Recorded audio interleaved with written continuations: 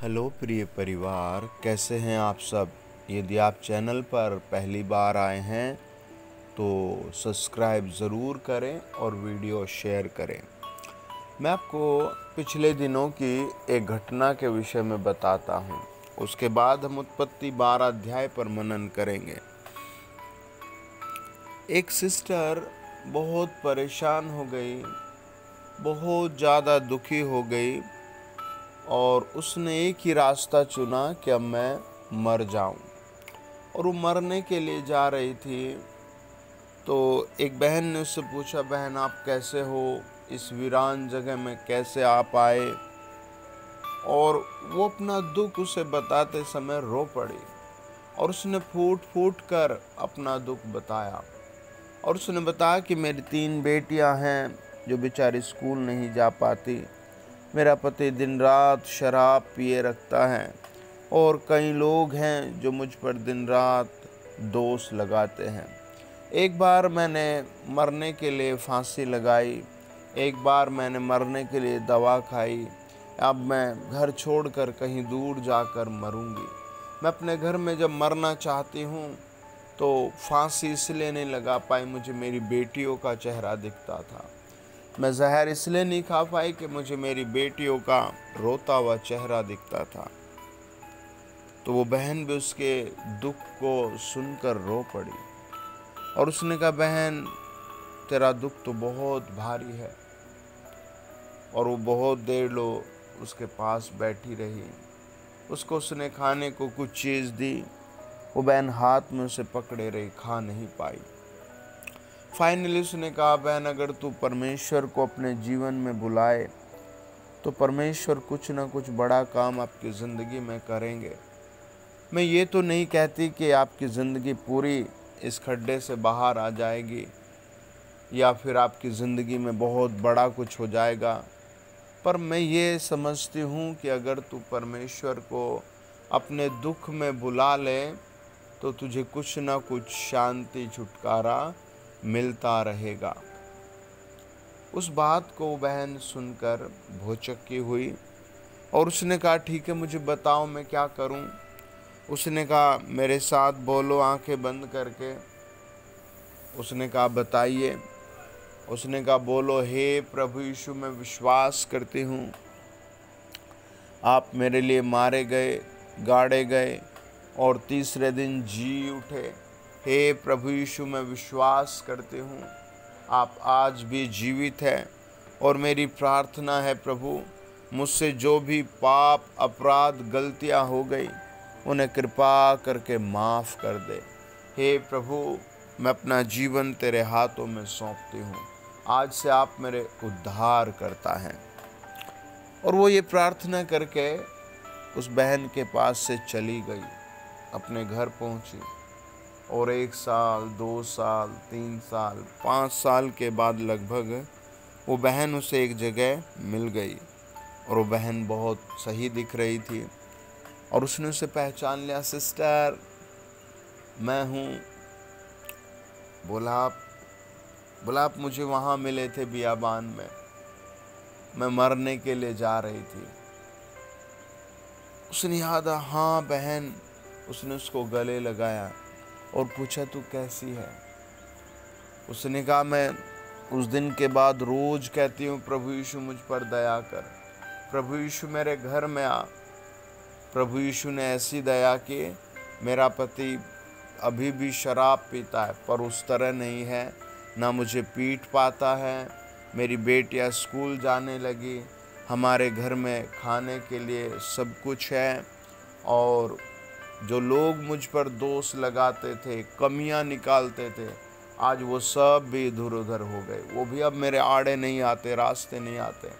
और मुझे नहीं पता प्रभु ने ये कैसे कर दिया। बस मुझे कुछ शब्द आते हैं, मैं बोलती हूँ, हे प्रभु यीशु मुझ पर दया कर, हे प्रभु यीशु मेरे घर में आ। जब भी मेरे घर में लड़ाई का, गरीबी का, दुख का माहौल होता है, मैं और ज़्यादा चिल्ला चिल्ला कर कहती हूँ, हे प्रभु यीशु मुझ पर दया कर, हे प्रभु यीशु मेरे घर में आ।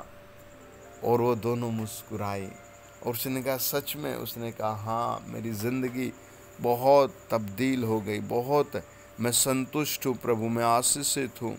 वचन बताता उत्पत्ति 12 अध्याय 1 से लेकर के 3 वचन में, यहोवा ने अब्राहम से कहा, अपने देश और अपनी जन्मभूमि और अपने पिता के घर को छोड़कर उस देश में जा जो मैं तुझे दिखाऊंगा, और मैं तुझसे एक बड़ी जाति बनाऊंगा और तुझे आशीष दूंगा और तेरा नाम बड़ा करूंगा और तू आशीष का मूल होगा, और जो तुझे आशीर्वाद दे उन्हें मैं आशीष दूंगा, और जो तुझे कोसे उसे मैं श्राप दूंगा, और भूमंडल के सारे कुल तेरे द्वारा आशीष पाएंगे। प्रियो, ये वचन इस तरह कहता है कि जैसे आप एक मार्बल की दीवार पर पानी फेंकते हैं तो वो सीधा नीचे आ जाता है।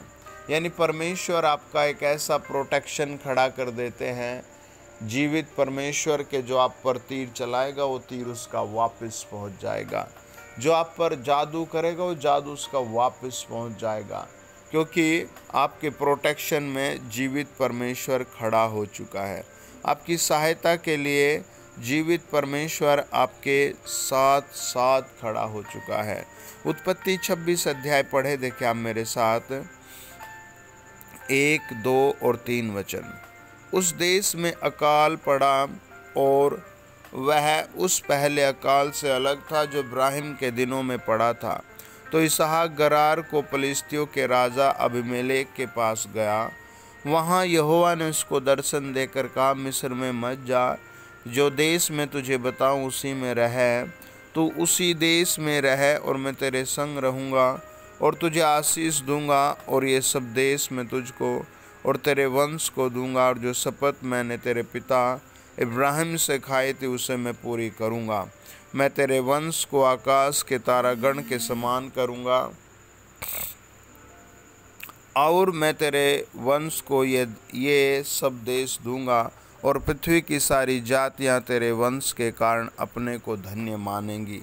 सब कहे आमीन। यही पिता को आज्ञा मिली थी, यही उसके पुत्र इसहाक को आज्ञा दी परमेश्वर ने। या ये समझिए वही हथियार अब्राहम के साथ थे, अब वही हथियार इसहाक के साथ है। मेरे प्रियो, आपका परिवार जब प्रभु में जुड़ता है तो परमेश्वर आकाश के झरोखे खोलता है, और वही सेम ब्लेसिंगे परमेश्वर खोलता है। उत्पत्ति 27 अध्याय और उसका 27 और 28 वचन। उसने निकट जाकर उसको चूमा और उसने उसके वस्त्रों की सुगंध पाकर उसको यह आशीर्वाद दिया, देख मेरे पुत्र का सुगंध जो ऐसे खेत का सा है जिस पर यहोवा ने आशीष दी हो। परमेश्वर तुझे आकाश से ओस और भूमि की उत्तम से उत्तम उपज और बहुत सा अनाज और नया दाख मधु दे। राज्य राज्य के लोग तेरे अधीन हों और देश देश के लोग तुझे दंडवत करें। तो अपने भाइयों का स्वामी और अपनी माता के पुत्र तुझे दंडवत करें। जो तुझे शाप दे सो आप ही शापित हो, और जो तुझे आशीष दे वो आशीष पाए। अब्राहम को परमेश्वर ने यही बात की, जो तुझे आशीष देगा वो आशीष पाएगा। इसहाक को प्रभु ने यही बात की, जो तुझे आशीष देगा आशीष पाएगा। जो तुझे कोसेगा वो स्वयं श्रापित हो जाएगा। इसहाक को प्रभु ने यही बात कही, फिर उसके बेटे याकूब को भी परमेश्वर ने इसी तरह ब्लेस करके भेजा। आपके परिवार में एक व्यक्ति है, 2 व्यक्ति हैं, 3 व्यक्ति हैं, आप बूढ़े हो चुके हैं, आप जवान हैं, आपको दिख नहीं रहा, या फिर आपके कोई बिजनेस, कोई नौकरी स्थिर नहीं हुई। ये सब आपके जीवन के हिस्से हैं। आप इन सब को प्रभु के लहू में ढांपें और बहुत बड़ा विश्वास करके प्रार्थना करें। जब आप विश्वास से प्रार्थना करते हैं तो चट्टानें हिलती हैं, परमेश्वर कोई ना कोई रास्ता खोलता है। मेरे प्रियो, डर सताव चारों तरफ फैला है। ईर्ष्या में लोगों का घर फूंक रहे हैं, परिवारों को फूंक रहे हैं। ईर्ष्या में लोग बिल्डिंगों को तोड़ रहे हैं। कई लोग बेचारे आज भी बहुत तबाह हैं, दुखी हैं। आप ऐसी आत्मा से अलग होइए। आप एक ऐसी आत्मा में आइए जो रहम, दया और निर्माण करती है। परिवारों का निर्माण, घरों का निर्माण, कंपनियों का निर्माण, स्कूलों का निर्माण, राष्ट्र का निर्माण। आप परमेश्वर से ऐसी आशीष मांगे। God bless you. आपके काम सिद्ध होंगे, आपकी लाइफ ब्लेस होगी।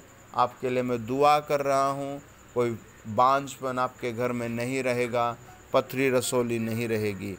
God bless you. आप सिद्ध होंगे। आमीन।